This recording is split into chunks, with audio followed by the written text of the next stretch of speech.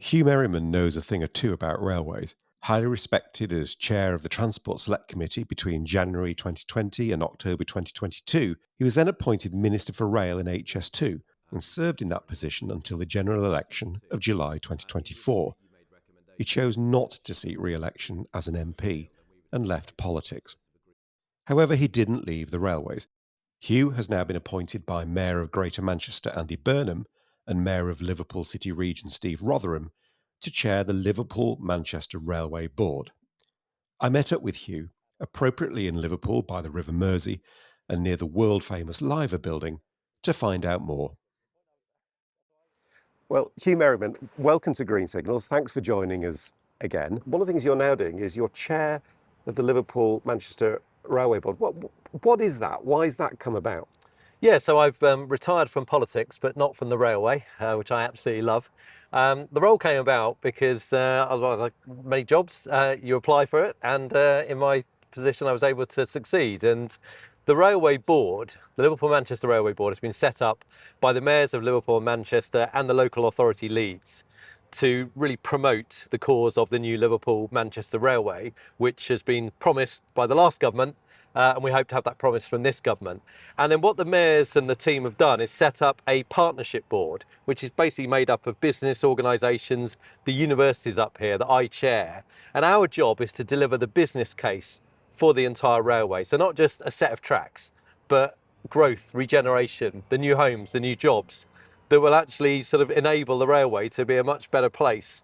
And not just a transport project. So we are aiming to do this completely differently, learning the lessons from HS2 and other projects, so we can deliver a railway that doesn't just take you from A to B. It also provides the regeneration for the community that live amongst it. But we've got two lines from Liverpool to Manchester already. One via Chat Moss, one goes via the old Cheshire Lines route. Do we really need another one, particularly when I think one of your real targets is Warrington, and one of the lines goes through Warrington? Why the need for another line? Yeah, and the answer is we do need another one. I mean, the problem we've got up in the area here is the capacity constraints, and also as a result the unreliability. So two of the stations in Manchester have got in the top three of the most cancellations. You've got one journey time that you can do between Liverpool and Manchester in 35 minutes. In an hour, but we're pitching for four that can be delivered in that faster time frame. And the Chat Moss line, which of course was actually the very first intercity railway line, built 200 years in 2030, will be the anniversary. That is really being utilised for freight. And the aim of the region is to grow freight. At the moment we have 81% of all of our freight movements domestically by HGV on the road. Well, Steve Rotheram in particular wants to ensure that as the Port of Liverpool, which is the third largest port in the country, expands even further, then those movements are by freight. And the Chat Moss line works for freight. And then the other line that exists at the moment is more of a sort of shorter stop, so therefore more stops. And the aim of this railway line is to connect Manchester Airport, Warrington Bank Quay, which connects you to the West Coast main line. The main Warrington station is about a mile away and doesn't do that, and then into two proposed stations at Liverpool. If we look then at the business case for this, one of the things that's been talked about a great deal is levelling up. But one of the things that was planned when you were minister was HS2, north-south. Is there not a risk that we should actually really do the north-south connectivity, which is where to help levelling up before east-west? I know you probably say we should do both, but are we doing it in the wrong order? Well, actually, the way you frame that always reminds me of Andy Burnham's response back, which is, why is it in the southeast and London in particular you get both, and in the northwest you have to choose one or the other? And he's absolutely right. We do need both. We need that connectivity north to south. And it'll be interesting to see what ultimately does happen to HS2 in terms of its final destination. But it's always sort of been impressed upon me when I've been in this area talking to the mayors and others, is how you really need that interconnectivity between the major northern cities. And remembering that the Liverpool Manchester Railway project is not just the end of the railway, it's actually part of the entire sort of picture across the north, that if the Network North projects were taken forward, would connect in Hull as well. So the Northern Powerhouse Rail project, it connects across east to west. But our argument would be, let's start it between Liverpool and Manchester. Let's do a totally new concept where we build with a public-private sector partnership, where we design in the homes, the jobs, where those can be, to then give an even better business case that makes the railway, a starter, because it's delivering jobs, homes, economic growth, skills, all the things that the current government are really talking about as a priority. Well, we can deliver that here off the back of this railway. There's so much there that you've touched on. We'll pick on some of that in a moment. But one of the things you mentioned was HS2, and it's so intrinsically linked to what's planned for the region. In October 2023, the Prime Minister stood up at the conference and announced it was cancelled. You were Rail Minister and HS2 Minister. Were you consulted on that? Well, I mean, I was notified of it. It's probably the right way to put it. That's a no. No, so I wasn't consulted on it. It was a difficult time because officials in my team had been brought in to work on it, and I, as the minister responsible, hadn't. So that was challenging. I mean, I'm not stupid. I could sort of tell what was going on. It was widely reported. And of course, I'd always been a big supporter of HS2, and I remain a supporter of HS2. I think it's a phenomenal project that, yes, has had its challenges, and hindsight would have been done better, but it's still really important to have a spine, a high-speed rail network across our country to ensure that we have the same productivity rates in the north as we do in the south, and that we balance our economy out. It's too lopsided towards the south. It's not good for anyone. So I remain a supporter of HS2. So yes, that was a really challenging decision. But ultimately, I looked at it and thought, the decision has been made by the Prime Minister. That's his call. I respect that. He is the Prime Minister. He makes those calls. And you can either just storm off in a strop, or you can hold the Prime Minister, the government, to account for what was coming in place. And of course, part of that was £17 billion being ring-fenced for Liverpool Manchester, as well as Northern Powerhouse Rail being extended, that station development that I fought so hard for Bradford, the 2 billion there, the 1.75 billion for the mass transit scheme in Leeds, and all those other benefits that I felt, right, okay, let's focus on those and get those delivered. And if I just walked away, then I wouldn't have been able to sort of hold those commitments to account. So I don't regret, in case the next question is, do I regret actually staying around whilst that decision was made? I don't at all, because I think if you walk out of the room, then you've lost the ability to shape what goes on inside it. And that's really what brings me here, because part of the role I was then given by the then Prime Minister was to go and engage with the leaders in the north to find out where they wanted the railway to be built. Fast forward, the conversations I had with the mayors and the local authority leads here in Cheshire, I remember going to Warrington, was the first part of that journey across the north, was how strongly they felt about this railway and wanting it. And that's what's taken me into what is an unpaid role that I'm doing, chairing this board, because I badly want to deliver this railway for this region. I've got to ask you this, though.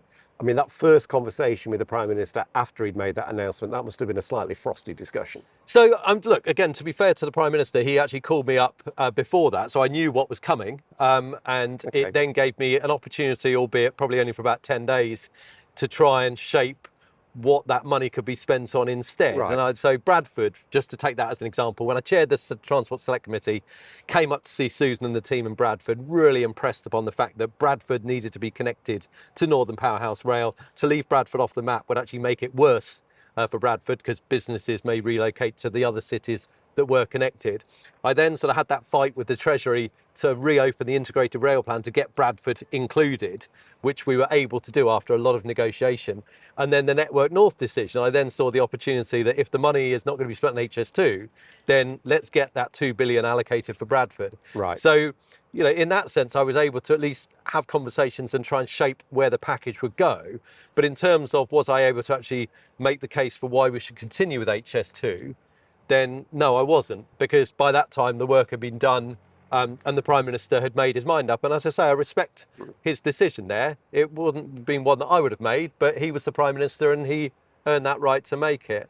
But ultimately, I still think that it will get delivered to Manchester. I cannot see anything but that occurring. The sad thing is, it may only be once HS2 is opened in 2033, and we all think, wow, this is fantastic, where's this been all our life? Yeah. That people will then push and clamour to make sure that it gets delivered further north. And I think that would be a shame, because it takes a long time to plan and build a railway, and I feel that we should be, able to look at ourselves and make it possible. No, I agree with that, and I think many people listening will echo those thoughts as well. Just what in terms of naming, so we've got Liverpool Manchester Railway Board, we've got TransPennine on route upgrade, we've got Northern Powerhouse Rail. Would you say that Northern Powerhouse Rail is almost like an umbrella for the whole connectivity? So we're not talking about different things, are we? Yeah, I think you're absolutely right. And actually, one of the things I really struggled with when the Network North plan came out is that we now have too many named plans. Yeah. We have the Integrated Rail Plan, we have Network North, we have Northern Powerhouse Rail, and it's very confusing, even for those involved in the railway, to actually understand which bit connects to which and which actually is still live. And so I think it does need a sort of complete reboot. But I think the concept of linking our cities, our communities in the north makes absolute sense. I mean, again, just to take one example of the proposed line of route we've got, linking Manchester Airport up all the way across to Hull. And then again, if this is done correctly, you remember there was talk of electrification of the North Wales line, then you could actually go all the way from Anglesey to Hull and then connect all of the great cities in between. And the reason why, again, I think it's fascinating is a study that we've looked at in the Netherlands has looked at a region with 4 cities around about the same size as the Northwest. And what it's found, by investing billions as they have done in their transport, they've now got double the number of rail passengers on that line that we actually have in the Northwest. Their productivity is double. And it just shows that railways are not just a way of allowing journeys to be faster, it's actually bringing jobs, skills, and ultimately a workforce to the sort of city centres. And we feel that we can model what the Dutch have done here in the Northwest and then get the productivity gains that they've got. Yeah. Now, one of the really good synergies, though, that came out of HS2 was the section from sort of Highley through the airport to Manchester Piccadilly was effectively going to be common infrastructure. It was going to be shared with Northern Powerhouse Rail. Without HS2 Phase 2B, that's going to be a very, very expensive piece of infrastructure. Is that still the plan? And how are you going to make the business case for that? So, a number of parts to unpack from that. And so, yes, it's still the current proposal. I mean, having a railway line that doesn't connect Manchester, Liverpool and Manchester Airport just doesn't make sense at all. And all the engagement that I was required to do for the then Prime Minister off the back of the HS2 decision about where to put this railway, the North, all of the answers were sort of dealt with by Manchester Airport has to actually be on the line of route. And that's why the Chatmoss line doesn't work, because it wouldn't connect Manchester Airport in. It's the 3rd busiest airport in the UK, and it's got more capacity as well. So it's makes absolute sense to still use that corridor. But you're right, it was an expensive part. I still maintain that if we go ahead and use it for a Liverpool Manchester Railway, then at some point it will be joined by an HS2 or child of HS2, HS2 Lite, whatever people call it. So therefore I think it will still be shared, because I think that we'll still see that north-south connection delivered. And then in terms of the business case, absolutely. So the business case is crucial, and that's why the mayors have set up the partnership board. Our job is to make sure that this isn't just a set of tracks. It's the jobs, the homes I've mentioned, but also we do things with the railway that haven't been done before. So, for example, obviously we're on the banks of the Mersey here. We're looking at the ability to connect energy, so to have the railway as an energy connector, so we can deliver hydrogen, clean energy, and then put it all the way through to the communities on the line of route. And that's just not been done that well before. HS2 isn't doing that either. There's real opportunities when you build a railway to also build other infrastructure to run alongside the railway. And those are the type of things we're looking at. They're novel, they're new, but they just add to the business case of this project. And could that be a little hint about how this is going to get financed? Because you touched a little earlier and you said, a public-private relationship. Critics of public-private partnerships, or PFI, whatever you want to call them, will say, yeah, but the private sector's got a weighted average cost of capital, it's got equity in it. So it's always going to be more expensive than just government borrowing. So just borrow from central funds. So what's the benefit of doing PFI for this? Is that the plan for funding this project? Well, so our options are completely open in terms of how this is ultimately funded. And it's certainly a challenge right now that, the government is looking at its own borrowing, cost of borrowing.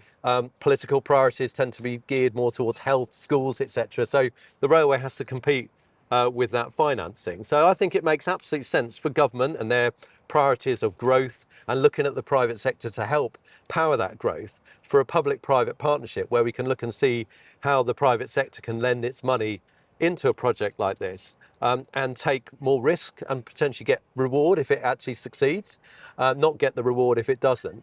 We know that the private sector are chomping at the bit to invest in infrastructure. And so in that regard, as long as the fabric and the system is set up to allow it to invest, it's harder now off the back of PFI, but the government are talking about making it easier to attract private capital, then that could work. But our key starting point is £17 billion was committed a year ago in May, introduced in Parliament. The Bill Committee was then repurposed to focus on Liverpool Manchester rather than Phase 2B.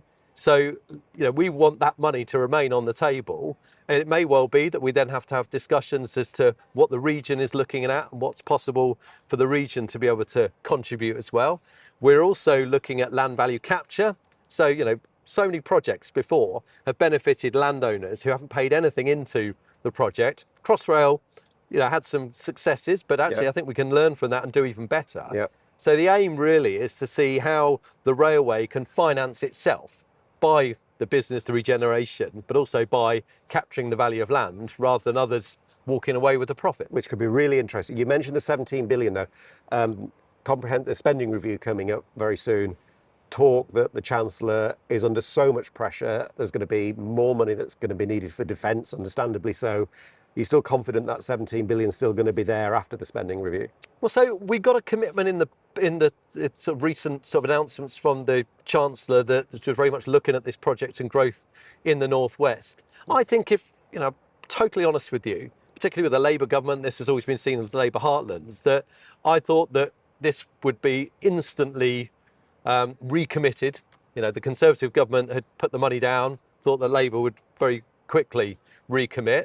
That hasn't happened yet. I'm confident it will, not just because of the political heritage here and the links, but also because our case makes sense. The government is talking about delivering 1.5 million new jobs, new homes in England. Well, actually, we've got new towns that can be built off the back of the railway.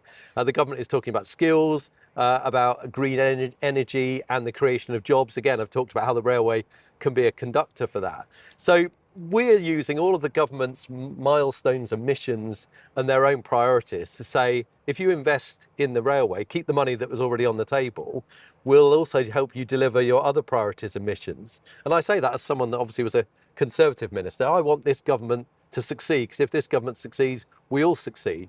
But it really does need to invest in projects like this. Otherwise, all the talk of delivering homes, delivering jobs is just going to remain talk. You actually need to start putting some seed money down. No, definitely. One of the things you mentioned a little moment ago was, potentially getting the private sector more involved. And it could be on things like technology and housing and so on and so forth. But one of the criticisms was levelled at HS2 was too much centralised control, too much public sector who couldn't really resist meddling when there were difficult issues. How you've created a public body to lead this. How are you going to, I suppose, learn the lessons of HS2 to sort of, if you go down a private sector involvement route, allow them the freedom to actually get on and deliver? Yeah, and I firmly believe that. Right. I mean, I believe that you need to set up the incentives for the private sector. And then if they deliver to those incentives, then they'll be rewarded for it. But we'll all benefit, because you'll end up with a railway deliver faster and with better value for money. But in order to do that, you also have to remain firm to your aims. You have to have a single purpose. So, our single purpose here is connecting these sort of two cities up, the 5.4 million people that live here, the 3 million jobs, and then building on those and providing a real economic boost, seeing the regeneration and the build all the way along that railway line. So it's an economic railway line that we're looking to deliver. And then we would not want to deviate from the line of route. So once you make a decision as to where you're going, you go there and you don't change. Because as soon as you change, everything gets thrown out, the timing gets thrown out, and then the budget also gets thrown out as well. So I think we learn from HS2 And the other thing that's always struck me, which we don't do very well in this country, is if only we took a bit more land to build our railways, then we would have a lot more space to actually then build the homes, the offices, and give all that space. They do it very well in Japan, they have done. Yeah. And actually HS2 is a good example. I think it was proposed, but I think the House of Lords amendment rejected it. It meant that the line of route was actually quite narrow, which makes the economic growth off the back of the railway quite difficult to deliver. So again, we're interested in looking at doing things completely differently. We'd love Parliament to change its process so it doesn't take such a long time to deliver its consents. We also want to work with government, who is serious about devolving more powers. And I think that latest devolution white paper, expanding on the transport devolution, allows us to have a partnership with government for us to say up here, well, look, we know what's going to work with our own ambitions and folding those in. So actually help fund us, and we'll work in partnership to deliver everything off the back of it that you want as national priorities, and we want to grow our region. And I suppose Keir Starmer's sort of, I'll say attack, but his determination to remove red tape, clear the way around planning. So, we had issues with HS2. Oh, I'm not happy. Right, well, build a tunnel then. Or I'm not happy. Well, in which case we have to spend £100 million on a bat shed. Do you think that is overdue change, and will it help deliver a project like this? Yeah, but also it's our job to come up with these ideas that make railways cheaper to deliver and quicker to deliver. And so, as far as we're concerned, that challenge we'd gladly take on. Right. So we look, for example, at HS2 and say, well, we can actually make the consenting process much faster if the way it's dealt with in terms of some consenting out of parliamentary powers, but you still need 8,000 separate consents after that. Let's actually sort of cut that all the way through. Let's also look at some of the habitat-based regulations. And do we have to actually build it in a certain way? You mentioned the bat tunnel. And of course, the government already have some sort of proposals to try and sort of allocate space to nature on a more sort of generalised basis rather than being so specific. So again, these are all things. We've looked at the 2043 timetable to deliver HS2 Phase 2B to Manchester, and we've got that entire programme. We're looking at that programme and saying, how can we shave parts of it? Some will actually need Parliament to agree, some will need government to agree, but ultimately the ideas have to start from us. And that to me is what devolution is all about. You mentioned timescale there. What's I know this is looking into a crystal ball to an extent, but there must have been some discussion. What's the aspiration to be able to say to people, you can now travel on our new line from Liverpool to Manchester? Yeah, so again, looking at the starting point of HS2 Phase 2B, 2043 was the time that was put in place there. So recognising that things currently take time, but we're talking about changing the system. The mayors have set the ambition to me to be able to sort of start work in 5 years' time, which of course is incredibly ambitious. But you need to be able to sort of set that ambition down to show all of those who will be building on the line, looking at all of their own technologies to put them in place, building up the skills. What age do we need to build the skills up from? Is it people who are currently in school at the moment into college? You need that momentum in order to get everybody ready to start building and then start delivering. So that's what's been put to me. As I say, a lot of this is outside of my control because we work with government in terms of winning the funding and also the design for it. But I'd say the more that's devolved, the faster we can do it. One of the things that's been in the press, actually, was 24 hours ago from when we were recording this, another piece, I think in the Daily Telegraph, talking about resurrecting the Midlands Northwest Rail Link, which is effectively HS2 Phase 2. Curious timing, maybe with a spending review coming up, now talking about a privately financed project. Do you think there's anything in that, or is that just something that is just kind of, we're just going to see it come up time and time again because capacity is always going to be a problem on the West Coast? Well, it is. And actually, one of the frustrations I found about the HS2 decision was that there wasn't an opportunity to turn around and say, OK, can we still do it, but do it differently? So can we look at HS1, where obviously there was a lot more sort of private financing in, and then track access actually then sort of makes up the funding from those that would privately finance it, and being able to put ideas in there. So I welcome the ideas that are coming through now on that basis. I think it's a shame that we weren't able to pivot away from full fat HS2, it's too expensive, and therefore, well, okay, can we build it in a slightly different specification so it's not all about this, such high speeds, which mean that you have to spend an awful lot of money on the construction to be able to deliver that speed. So it doesn't surprise me it's still being talked about because, as I mentioned before, you fast forward, if the line is open to Birmingham, to Handsacre, then instantly people will turn around and say, well, it's a line, particularly if it just stops in Staffordshire, that then just doesn't go to its ultimate destination. So therefore we'll make it happen. And, we've seen this with Crossrail. Now it's the Elizabeth line. Everyone loves it. When Crossrail was being built, there were challenges around time and cost and other controversies. But then as soon as it opened, it was an enormous success. Yeah. And nobody would say we shouldn't have built that. 500 million passengers now. Absolutely extraordinary. Yeah. And as I say, I have yet to meet anyone that thinks it's anything but a rip-roaring success. And that, to me, is what HS2 will be once it opens. But what people may say is, well, hang on, we've actually already got 2 other routes from Birmingham down to London. And therefore, for this thing to really make absolute sense, it's got to carry on its way to Manchester. So I don't doubt that it will happen. It will happen. Yeah. I just regret that there's a hiatus.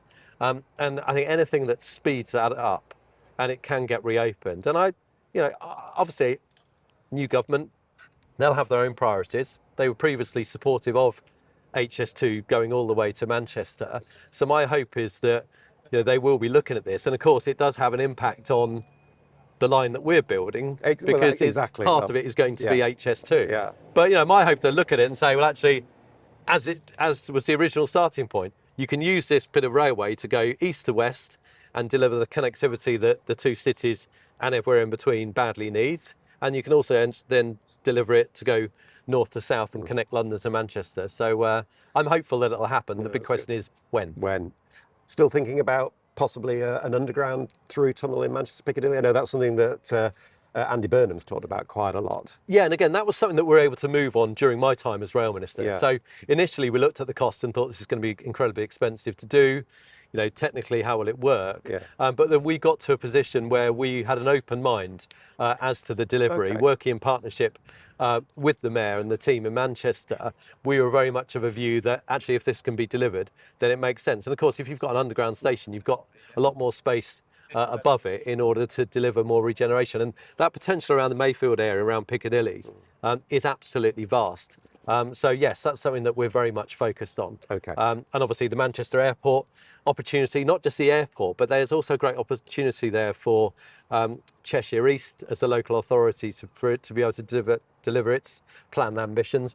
Warrington, 185 acres of property opportunity that's being brought forward. The old lever factory that many would know is ripe for redevelopment, but it needs a transport project to actually enable it to occur. We all remember what King's Cross looked like before and what it looks like after a railway project delivers the goods. So Warrington, incredibly important growth area. And then of course then coming into Liverpool with a real focus on life sciences, on the port, and actually on utilising freight. We don't talk enough about freight in this country on the railways.